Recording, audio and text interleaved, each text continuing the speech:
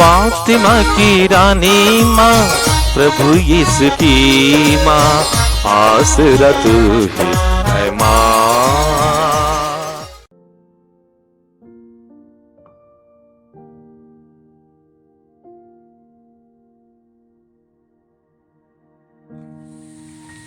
पहला पाठ तीतुस के नाम संत पौलुस का पत्र, अध्याय 2, पद संख्याएं 1 से 8, 11 से 14 तक।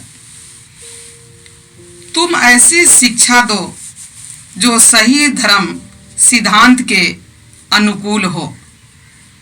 वृद्धों को समझाओ कि उन्हें संयमी, गंभीर एवं समझदार होना चाहिए और विश्वास, भातृ प्रेम एवं सहनशीलता में परिपक्व। उसी प्रकार वृद्धाओं का आचरण प्रभु भक्तों के अनुरूप हो। वह किसी की झूठी निंदा न करें और मदिरा की व्यसनी न हो। तू अपने सदाचरण द्वारा तरुण स्त्रियों को ऐसी शिक्षा दे कि वे अपने पति और अपने बच्चों को प्यार करें। समझदार, शुद्ध और सुशील हो, अपने घर का अच्छा प्रबंध करे और अपने पति के अधीन रहें, जिससे लोग सुसमाचार की निंदा न कर सके। नवयुवकों को समझाओ कि वे सब बातों में संयम से रहें और तुम स्वयं उन्हें अच्छा उदाहरण दो। तुम्हारी शिक्षा प्रामाणिक और गंभीर हो। तुम्हारे उपदेश हितकर और अनिंद हो।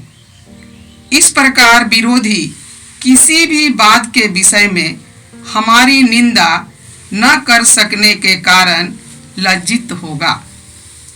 ईश्वर की कृपा सभी मनुष्यों की मुक्ति के लिए प्रकट हो गई है। वह हमें यह शिक्षा देती है कि अधार्मिकता तथा विषय वासना त्याग कर हम इस पृथ्वी पर संयम, न्याय तथा भक्ति का जीवन बिताएं और उस दिन की प्रतीक्षा करें जब हमारी आशाएं पूरी हो जाएगी और हमारे महान ईश्वर एवं मुक्तिदाता यीशु मसीह की महिमा प्रकट हो जाएगी। उन्होंने हमारे लिए अपने को बलि चढ़ाया है, जिससे वह हमें हर प्रकार की बुराई से मुक्त करे और हमें एक ऐसी प्रजा बना दे जो शुद्ध हो, जो उनकी अपनी हो और जो भलाई करने के लिए उत्सुक हो। यह प्रभु की वाणी है। ईश्वर को धन्यवाद। भजन अनुवाक्य। प्रभु धर्मियों का उद्धार करता है। प्रभु धर्मियों का उद्धार करता है। यदि तुम प्रभु पर भरोसा रखकर भला करोगे तो स्वदेश में सुरक्षित रह सकोगे। यदि तुम प्रभु में अपना आनंद पाओगे तो वह तुम्हारा मनोरथ पूरा करेगा। अनुवाक्य। प्रभु धर्मियों का उद्धार करता है। प्रभु धर्मियों का उद्धार करता है। प्रभु धर्मियों की रक्षा करता है। वे अनंत काल तक सुरक्षित रहेंगे। प्रभु मनुष्य का पथ प्रदर्शन करता और अपने कृपा पात्रों को संभालता है। अनुवाक्य। प्रभु धर्मियों का उद्धार करता है। प्रभु धर्मियों का उद्धार करता है। बुराई से बचते रहो, भलाई करते रहो और तुम सदा ही सुरक्षित रहोगे। धर्मी देश के अधिकारी होंगे और वहां सदा के लिए बस जाएंगे। अनुवाक्य। प्रभु धर्मियों का उद्धार करता है। प्रभु धर्मियों का उद्धार करता है। जय घोष। हालेलुया। यदि कोई मुझे प्यार करेगा तो वह मेरी शिक्षा पर चलेगा। मेरा पिता उसे प्यार करेगा और हम उसके पास आकर उसमें निवास करेंगे। हालेलुया। प्रभु आप लोगों के साथ हो और आपके साथ भी। संत लूकस के अनुसार प्रभु यीशु ख्रिस्त का पवित्र सुसमाचार। प्रभु की जय। अध्याय 17 पद संख्याएं 7 से 10। प्रभु ने यह कहा, यदि तुम्हारा सेवक हल जोतकर या डोर चराकर खेत से लौटे, तो तुम में ऐसा कौन है जो उससे कहेगा, आओ तुरंत भोजन करने बैठ जाओ? क्या वह उससे यह नहीं कहेगा, मेरा भोजन तैयार करो, जब तक मैं खा पी न लूं, कमर कसकर परोसते रहो, बाद में तुम भी खा पी लेना। क्या स्वामी को उस नौकर को इसलिए धन्यवाद देना चाहिए कि उसने उसकी आज्ञा पालन किया है? तुम्हारी भी वही दशा है। सभी आज्ञाओं का पालन करने के बाद तुमको कहना चाहिए, हम अयोग्य भर हैं, हमने अपने कर्तव्य मात्र पूरा किया है। यह प्रभु का सुसमाचार है। ख्रिस्त की जय। ख्रिस्त में प्यारे भाइयों और बहनों,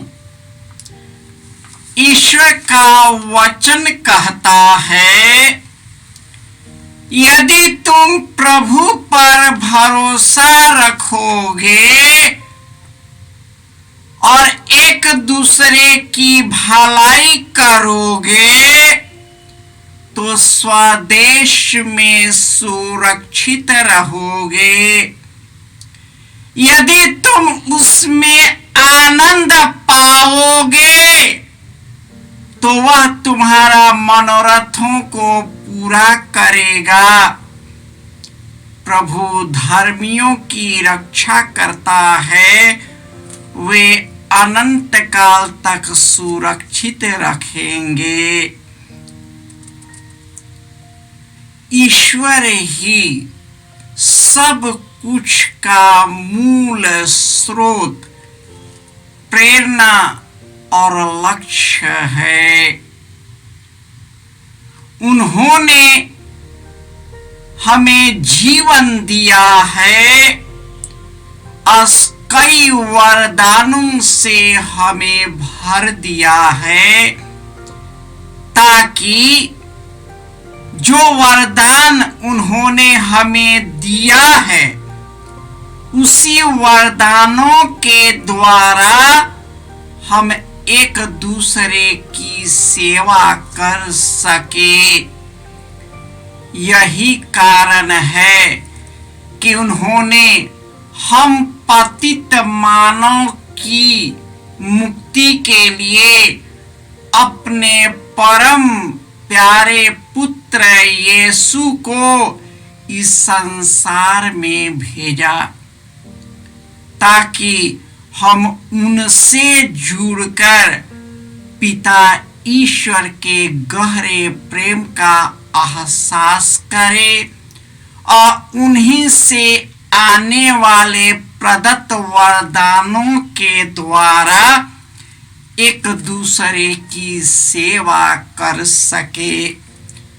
बड़े दुख की बात है कि जब इस संसार में पैदा होते हैं तो इन संसार के चीजों को ही ईश्वर मान बैठते हैं।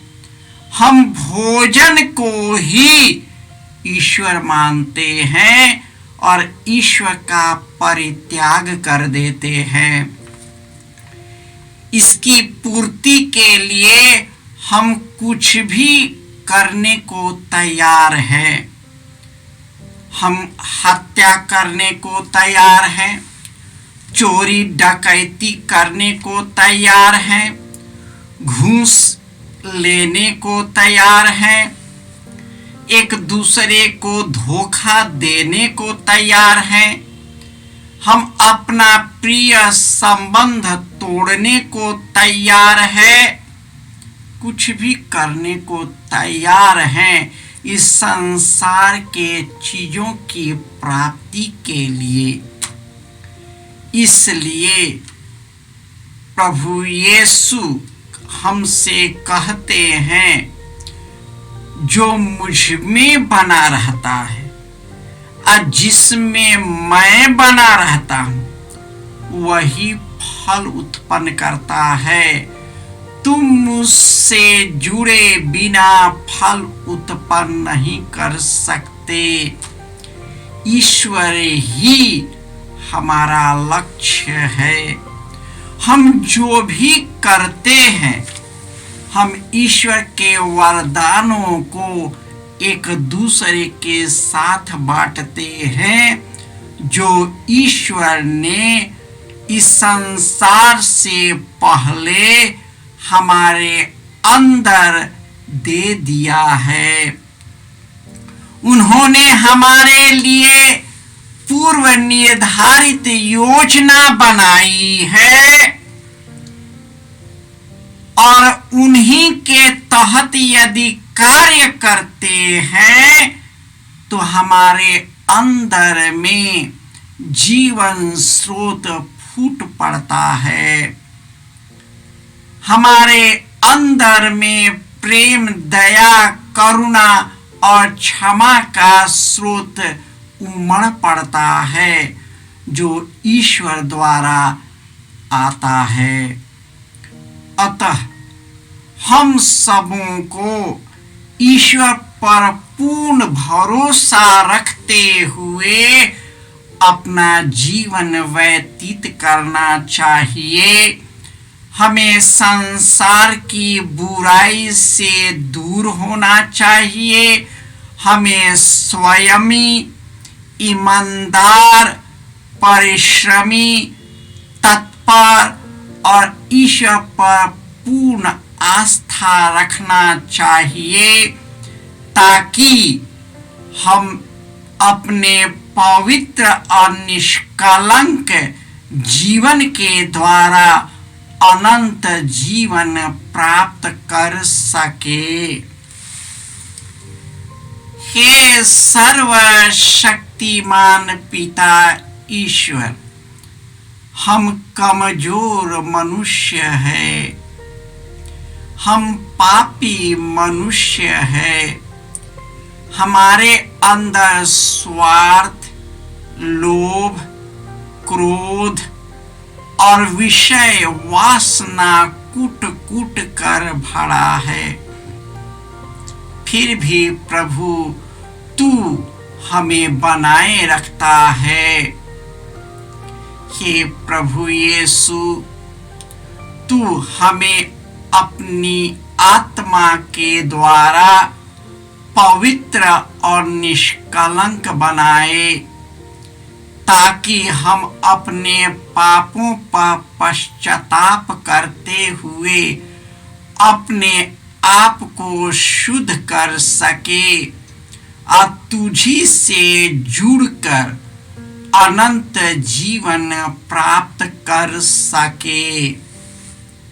सर्वशक्तिमान पिता ईश्वर पिता, पुत्र और पवित्र आत्मा आप लोगों को आशीर्वाद प्रदान करे।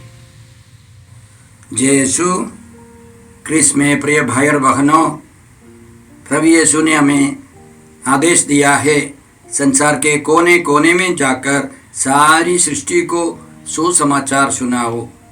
सुसमाचार सुनने के लिए और सुनाने के लिए एक अच्छा मौका है। आप कृपया इस चैनल का सब्सक्राइब करें, लाइक करें, शेयर करें, बेल आइकन दबाएं ताकि यहाँ की नई वीडियोस की सूचना आपको मिलती रहेगी।